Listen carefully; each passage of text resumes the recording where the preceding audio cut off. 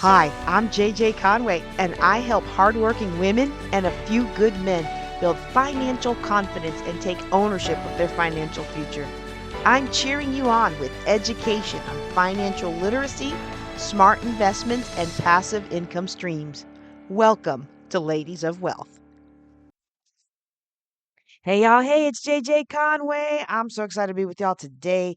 We are on our family trip to North Carolina where we are visiting our son who is a freshman at North Carolina A&T. Aggie Pride. All right. He is a member of the marching band. They have a performance at the Atlanta Falcons game this Saturday, and then they are competing in Honda Battle of the Bands. So we don't know what his Thanksgiving schedule is going to be like, and we just decided we're going to head on to North Carolina.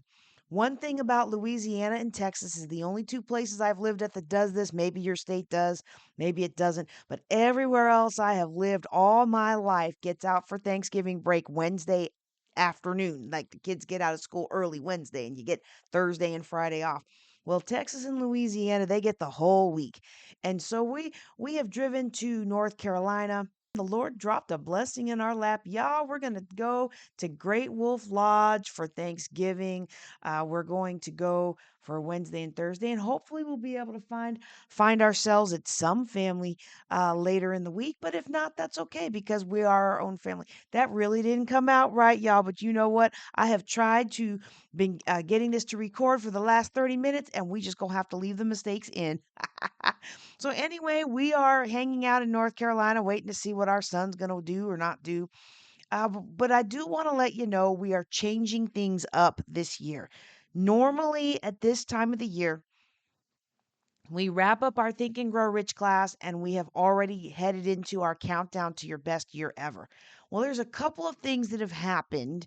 And because of these things, I am not going to do that class this year. And honestly, it's probably going to be rare that I do any classes between now and the new year. Let me explain why. The biggest thing, the biggest reason that I'm not doing what I normally do every year is that my son and I were cast in a 160 person production 3 hours long called The Promise about the life of Jesus. You know, where you have the animals and you've got, all the people singing and people are acting and I'm so tickled my son is officially a paid actor, y'all. And that took up a lot of our fall. Like I'm still shocked at how much time that ate up. But we loved it. We absolutely loved it. And we were offered the opportunity to participate in the Christmas Promise. So, with the Christmas Promise, we're going to have some rehearsals, but we are basically performing just about every night between now and the Monday before Christmas. So we will be very tired and not really my best teaching self. Plus, two of the nights that I would be teaching, I will be performing on stage. So performing is interesting. I don't have any speaking roles, I'm singing in the ensemble. But I am one of Herod's wives. I am a shepherd's wife. So I got a lot of husbands in this thing. I'm a shepherd's wife, I'm Herod's wife, and then I'm just one of the regular townsfolk in the ensemble. If you can get to the Promise at Glen Rose, I hope you'll come join us. The fall show was amazing, and I'm looking forward to this Christmas show as well. Okay, so that's one big thing. And that's a really big thing because I'm realizing that I have a tendency to bite off more than I can chew. In my mind, I can get it all done, y'all. You know how we always say we got to learn to say no to things we can't do? I do say no to things I can't do. My problem is I think I can do too much. I guess I have an inflated sense of my own personal accomplishment, but then I look back over my past and, well, let's be honest. I've done a lot. I've seen a lot. I've accomplished a lot. But as I'm realizing if I want to do a better job of being more present for my family, I have got to learn how to operate within my capacity and stop overloading the schedule. Okay. And so we are not going to be teaching in December at all. Okay. And a big part of it is due to this wonderful opportunity that just fell into our lap to be a part of this production. The other thing that's really, oh, y'all, there's two other big things that have really got my heart in a little bit of a bunch. And it's causing me to realize I need a strategic pause on the business. Now look, I've been in business a long time. I've been doing this podcast for what, 5 years now, 6 years? Was it 2018?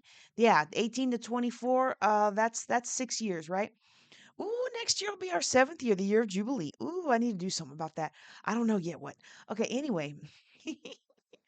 One of the other things, so the Christmas promise and the fall promise, I didn't realize how much time it was going to take, how much the rehearsals take, how much the performances take out of you, and how much other things in the family had to rearrange. Okay, that was one of those things I went into not knowing what I was getting into. Okay, but the other two things really hit my heart heavy because one of them is beyond my control, and the other one is absolutely within my control. And I do not like, oh, y'all, I don't like it when things mess up that are in my control.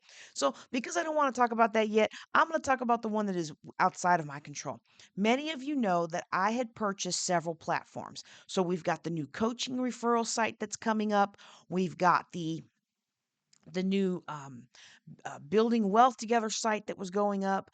We had the website for my church that had the courses for my church, and we were using that as a fundraiser. Oh my goodness, y'all. I was so excited about archiving all these things and selling them as our Elect Ladies fundraiser. And we'll see what's going to happen with that. I may not be over that department much longer for our jurisdiction, as according to what I understand from our meeting in September. So we'll find out in February. Right now, we're just taking a whole pause on that because the company that was behind both the church page and my Conway leadership page. So those of you, wait, let me finish one thought before I bounce to the next. The company behind the church page and the Conway leadership page, I bought access to both of those with unlimited lifetime support. Well, they just came out with an email last week that said, yeah, we're not going to be able to do that anymore. So you're going to get 3 classes and that's it. So I have 96 classes in Teachable that I have been moving over. And now I've got to decide which three or find another platform, which is really frustrating because I was very excited about this new coursework. There's a few nicety features it doesn't have, but overall it's been really wonderful to work with, very easy to work with, very intuitive. And I really liked the fact that I had free lifetime access. It wasn't free, I paid for it, but and I think they should honor that. Unfortunately, one of the things that happens a lot in the business world is that software developers, companies, they decide they're going to cut their losses. Hey, I've got, 1,000 people who bought my lifetime offer when I was getting started. They put a cash infusion into my business. I appreciate that, but I can make 100 times that by cutting those people loose and having them mad at me. But there's a whole new crop of people who aren't even going to know about those other folks. So, you know, I'm going to make $1 million instead of 10,000. And I'm not going to feel bad about the 10,000 people that I cut off. Now, I believe that what goes around comes around. But the bottom line for me is that I have to reevaluate how I run my business. So, with that, let me just explain a little bit about Conway Leadership. So, Conway Leadership is the home of my Empowered Technical Leader course. And with the Empowered Technical Leader, it draws upon my history as a scientist in the Air Force. One of the things I discovered very early on is that most scientists and engineers that I worked with had a very difficult time communicating with the people around that director's table who mostly weren't scientists or physicists. And so, what my class does is it teaches scientists, mathematicians, engineers, IT, anyone who's in a highly technical environment tends to prefer introversion rather than extroversion, tends to prefer being alone and being accurate and doing research rather than being in a large party crowd. That kind of individual often rises to the top of their field, becomes a leader, and then discovers leadership is not the same as being a good scientist. Leading other engineers is not the same as being a good engineer. Leading mathematicians is not the same as being a good mathematician. And so what happens a lot of times is the highly technically qualified leader gets fired or removed from their position, and somebody else who can wave their hands and talk nice to the people around the table gets put in there, but they don't understand the science. They don't understand the engineering. They don't understand the math. They don't know how to code. They never code a day in their life. And yet here they are in charge of all the coding, right? And so what I'm hoping to develop are leaders who can do both. Leaders who can hack the math, who understand the math, who can stand on their own in the equations and in the electronics, and yet also communicate well with the people that they need to make their departments flourish, to obtain funding, and to preserve their quality work. It's important to understand that we can have the data, but we have to be able to express the story that the data is telling in a way that other leaders can understand. And that's what the empowered technical leader does. So that will continue to be housed in the software, but I was putting all my stuff out there because we ran into problems with the directory site for the coach, and we ran into problems with the other one. So I said, okay, well, we're just going to hire people to do those. But I can do this. I can move all my stuff, and I appreciate. Look. If you are somebody who's been with me from Teachable to Thinkific to Product Dino to teach you to all the different platforms. If you have platform hopped with me, I want to appreciate you and thank you. Now, I will say I was able to negotiate with them to make sure that my students who paid for classes continued to have lifetime access to whatever they already paid. So whether you were on the Teachable platform, you still have access to all of that.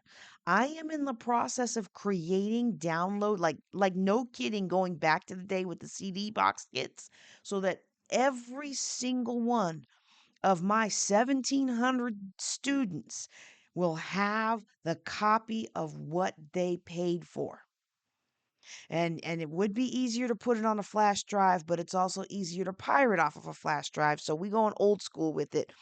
And if that's something that you're interested in, make sure you reach out to me. I'll make sure you get yours, because some people have unsubscribed, and so if you've unsubscribed, you're not going to get the notice to get your kit, okay? But hopefully you're listening to the podcast.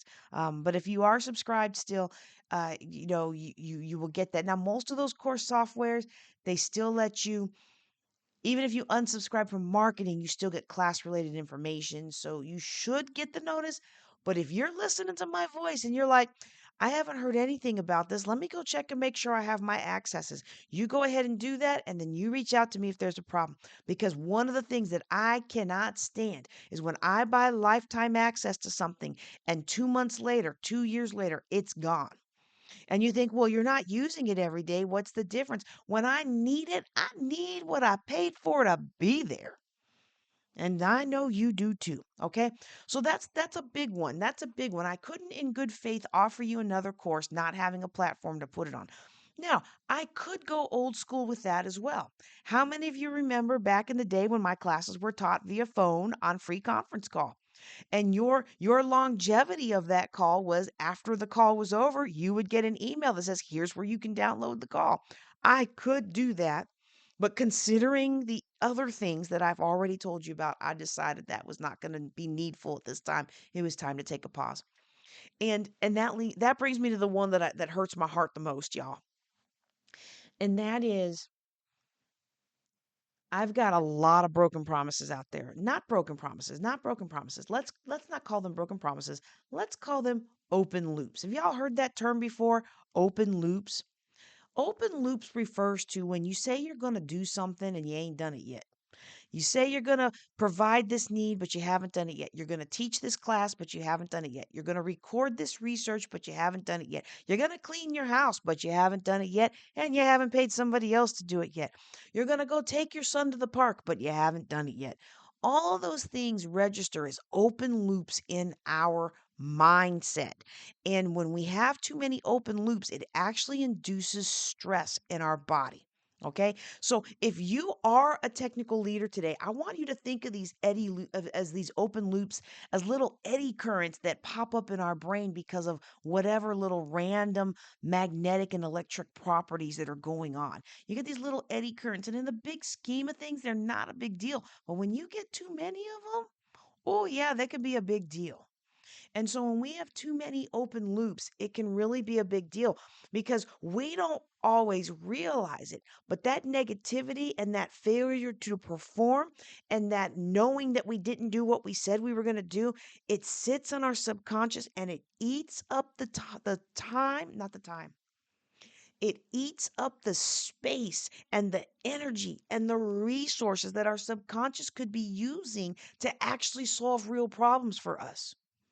I think about when I first moved into this house. My house is actually my husband's little bachelor pad that he had when he first moved to Stephenville, Texas.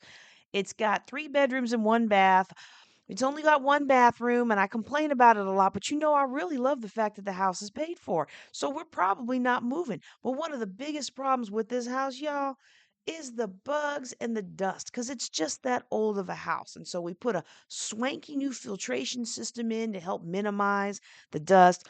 But one of the things that looked at me every day I would go past my kitchen counter and I would look at the window over my kitchen sink, and that window between the walls of the window and mixed all throughout the blinds of the window were a whole bunch of cobwebs and dead bugs, and it was nasty. And you looked at the inside of the where the screen was on the outside of the window on the outside, so you had different layers of window, and then you had the screen. Well, all up in that was cobwebs and spider webs and egg sacs. And y'all, it was like, welcome to the country, girl. This ain't no city anymore. You out in rural Texas now.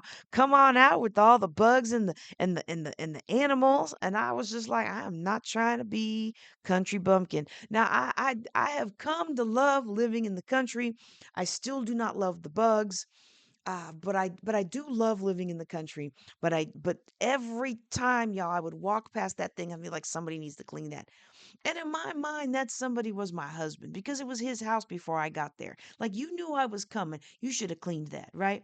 But in his mind, he's a bachelor. He's not really using the kitchen. Let's be real about it. If he used the kitchen at all, it was to go heat up a meal in the microwave and then throw that container away. I don't even know if he actually looked at that kitchen window. He's going to listen to it. This or his coworkers are going to listen to this, and they're going to be like, "Wow, really?" I don't know. Maybe he'll tell me how he feels, but when I think about it, it's plausible to me. I'm not going to ask him. I'm just going to stick with the story I've already made up in my head because it's a plausible one that doesn't get anybody in any trouble, right? In my head, it's very plausible that somebody could live here for a number of years and never even really use the kitchen sink, except maybe once in a while, right? Especially if you live by yourself. And my husband can cook, but bachelors are well known for not cooking a whole lot, beyond cereal bowls and microwaves. So anyway, I don't mean to spend all that time talking about that. But what happened is I finally got around to cleaning that thing. Y'all, it took 45 minutes. And it took me about a year to finally clean that thing because I was so afraid of it. I was so afraid of it.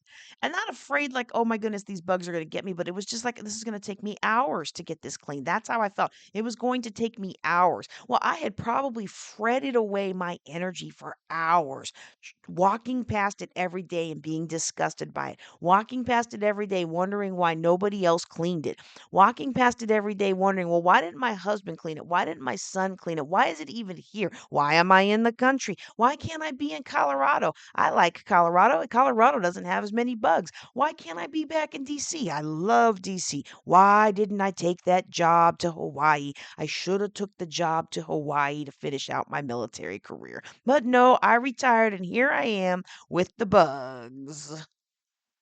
Y'all, 45 minutes with the hose and a Swiffer, and it was like new.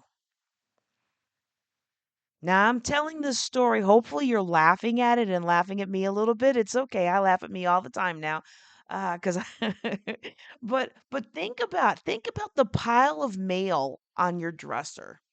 And every time you walk past, you're like, I need to sort that. I need to sort that. I need to sort that.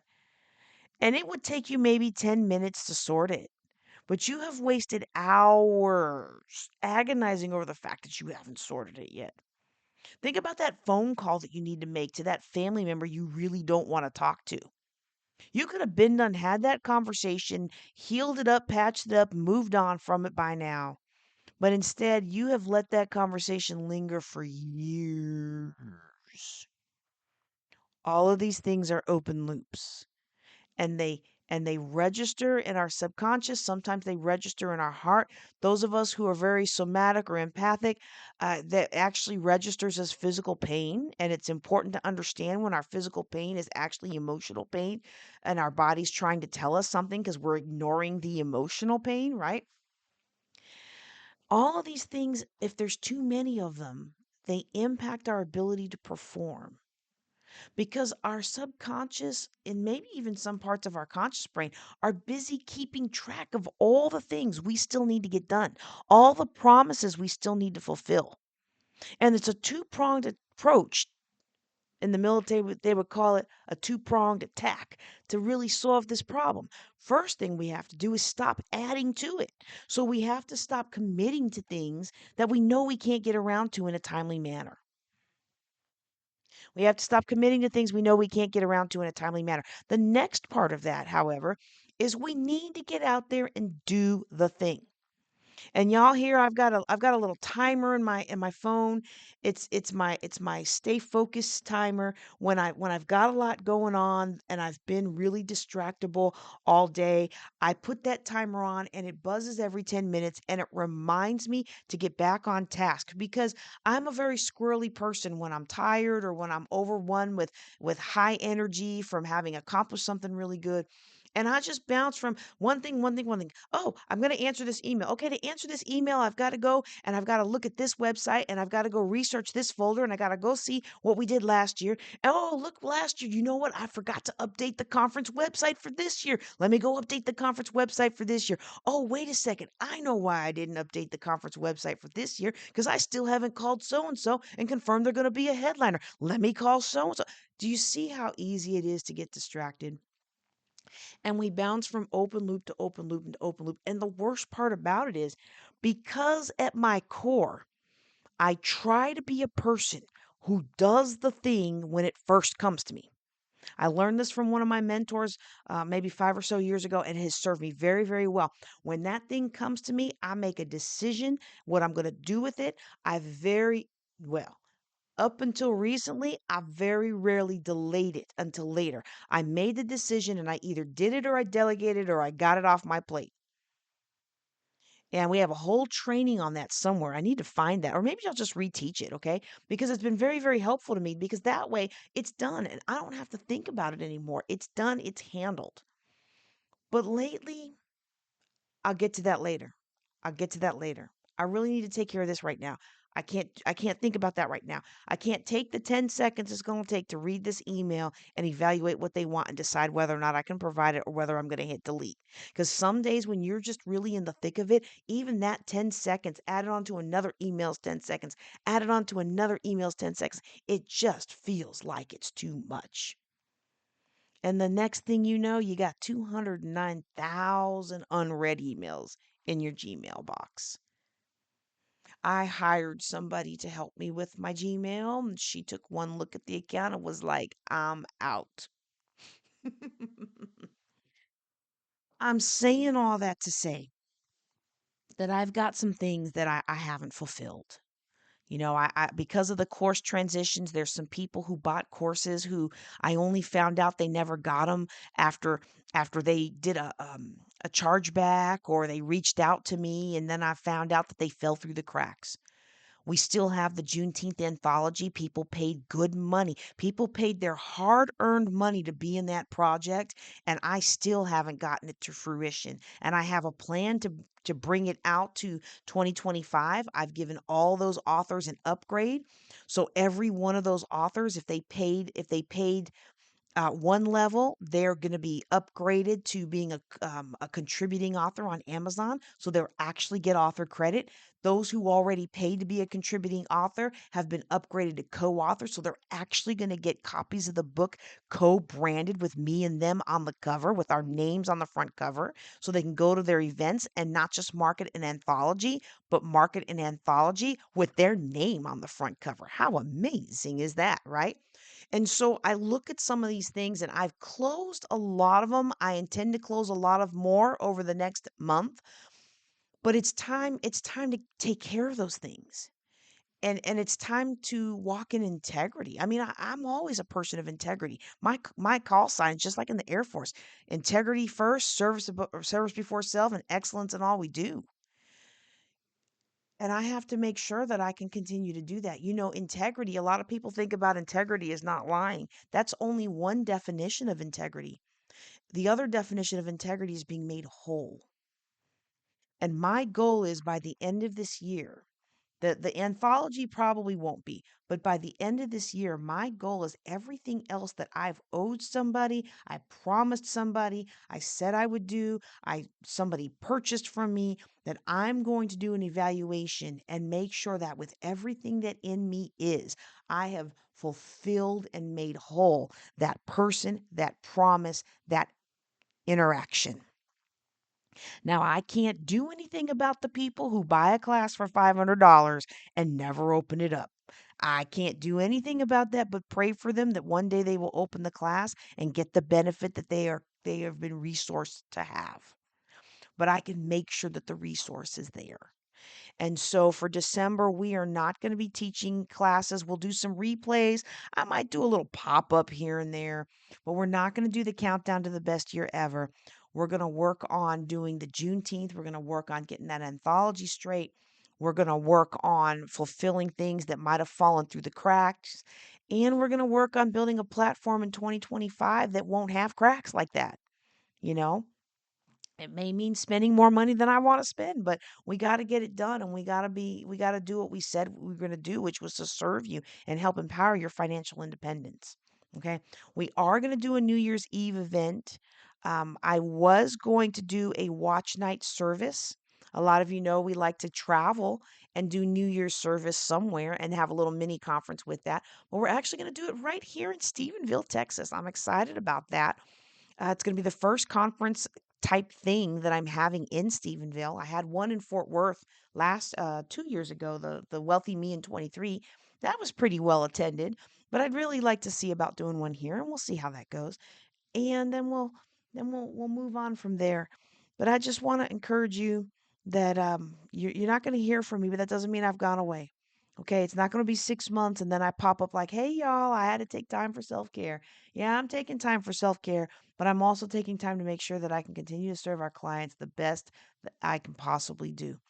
And you will be able to find a new platform. You'll be able to find new opportunities to speak. You'll be able to trust in the things that I'm saying, I say, I will do.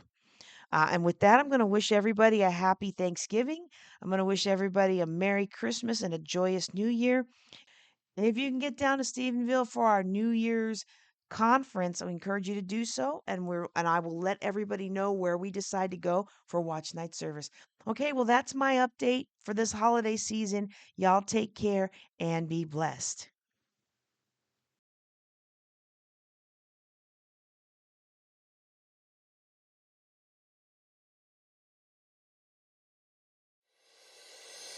Don't forget to like this episode, subscribe to the channel, and ask your question at ladiesofwealth.com.